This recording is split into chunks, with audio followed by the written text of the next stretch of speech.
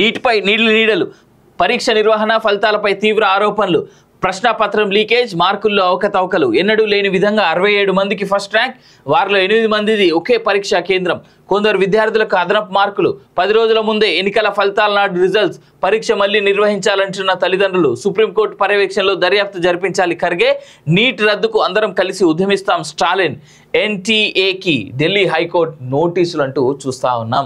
24 లక్షల మంది విద్యార్థుల భవితవ్యంతో ముడిపడిన నీట్ 2024 పరీక్ష నిర్వహణ వెల్లడైన ఫలితాల తీవ్ర వివాదం సృష్టిస్తున్నాయి. అనేక మంది విద్యార్థులు వాళ్ళ తల్లిదండ్రులను పరీక్షను మళ్ళీ జరిపించాలని డిమాండ్ చేస్తున్నారు. దీనిపై న్యాయస్థానాలను కూడా ఆశ్రయిస్తున్నారు. NEET fraud, NEET paper leak, NEET scam, NEET reconduct వంటి హ్యాష్ ట్యాగ్లు సోషల్ మీడియాలో హోరెత్తుతున్నాయి. ప్రశ్నపత్రాల లీకేజీలతో విద్యార్థుల జీవితాలతో మోడీ సర్కార్ ఆడుకుంటోందని విపక్ష కాంగ్రెస్ పార్టీ ఆరోపిస్తుంది.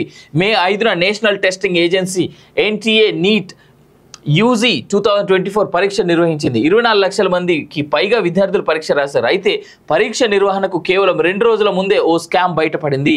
పరశురామ్ రాయ్ అనే ఓ ఎడ్యుకేషనల్ కన్సల్టెన్సీ యజమాని, తుషార్ భట్ అనే ఓ టీచర్ కలిసి గుజరాత్కు చెందిన 16 మంది విద్యార్థులను నీట్లో అక్రమంగా పాస్ చేయించడానికి ఒక్కొక్కరి నుంచి 10 లక్షల వసూలు చేశారని ఆరోపణలు వచ్చాయి.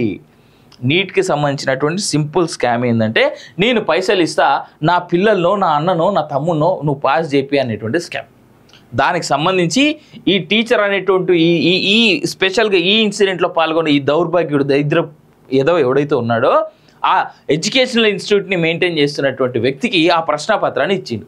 ఆయన తీసుకుపోయి ఆయన దగ్గర ఉన్నటువంటి ఆ స్కూల్ పిల్లలందరూ ఎవరైతే నీట్ రాస్తూ ఉన్నారో ఆ పిల్లలందరికీ ఇచ్చి వాళ్ళతో చదివిపించి, మీరు ఇది రాయండి, ఇది చేయండి, ఇదే వస్తుంది అని చెప్పేసి వాళ్ళతో ఫస్ట్ క్లాస్ పాస్ చేయించాడు. ఇది జరిగినటువంటిది.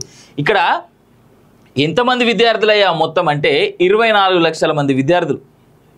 కేవలం 10-15 మంది కోసం 24 లక్షల మంది జీవితాలతో ఆడుకోవడానికి తయారైనరు ఈ దరిద్రపు కొట్టు ఎదవలు అనేటువంటిది మనం చూస్తూ ఉన్నాం. ఇవాళ విద్యార్థుల చదువులంటే బాధ్యత లేదు, విద్యార్థులంటే బాధ్యత లేదు. నిజంగా దీని విషయంలో సెంట్రల్ గవర్నమెంట్ ఇవాళ సారీ చెప్పాలి దేశానికి. కాదా? వీళ్ళ బాధ్యత కాదా? వీళ్ళకి తెలిసి జరగలేదా? సరే తెలియక జరిగిందని అనుకుందాం. మళ్ళీ జరిగిందేడా గుజరాత్లో. సిగ్గులేదండి వీళ్ళకి? నాకు అర్థం కాదు.